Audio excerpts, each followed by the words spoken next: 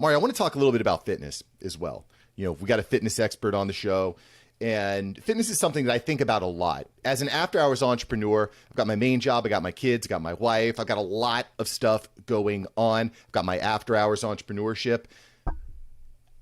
There's definitely days where I feel like I just don't have the time to put that exercise in. Do you think that's a dangerous mentality to be in? Or do you think that exercise works in a phase of seasons? Okay, I'm going hard on my job here. I'm going hard on exercise now. How can we actually integrate this so we can stay happy, healthy, and sharp?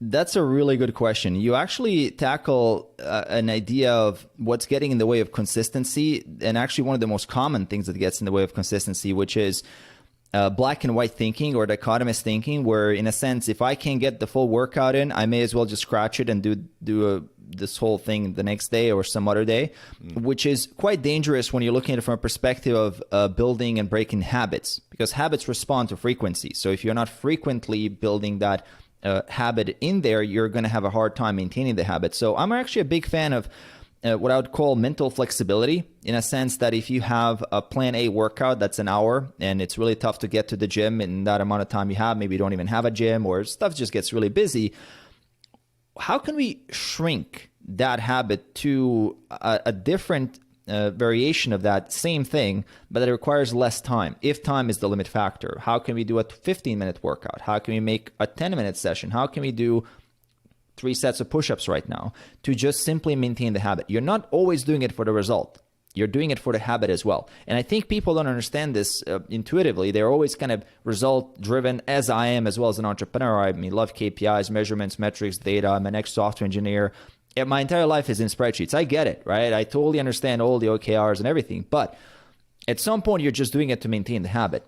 And I love the ability, when I do that meditation session for a minute, just because I don't have the 15 minutes that I would normally do, I just love the fact how it allows me to still see myself as someone who meditates regularly. It's not a matter of whether I'm going to get this enlightenment from a minute of meditation. I'm not. But I'm building that muscle, and then I'm maintaining that meditation muscle through that 1 minute, and I'm doing just the best I can.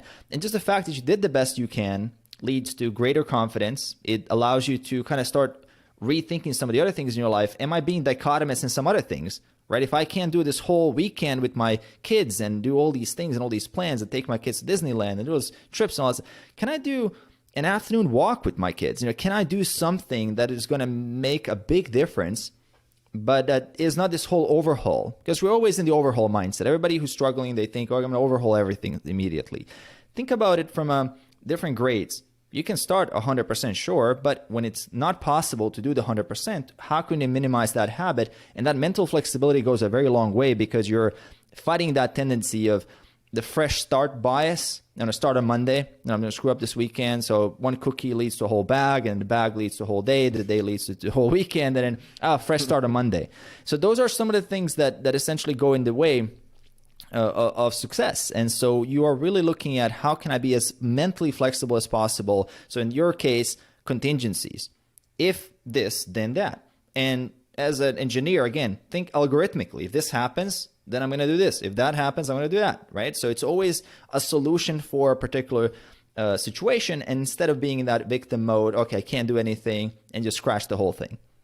Well, I like that it doesn't have to be your full 45-minute workout. Hey, you got it. You're tight. Maybe just go for a walk. Maybe just go for a quick swim. Just do something. Keep that body moving, right? A body in motion stays in motion. Thank you so much for watching. I'm glad you enjoyed this episode. I've got several other episodes right here for you. Smash one of these videos to make sure that you don't miss out on the tips, tools, and tactics of industry experts. Let's take that side hustle full time. Smash one of these links.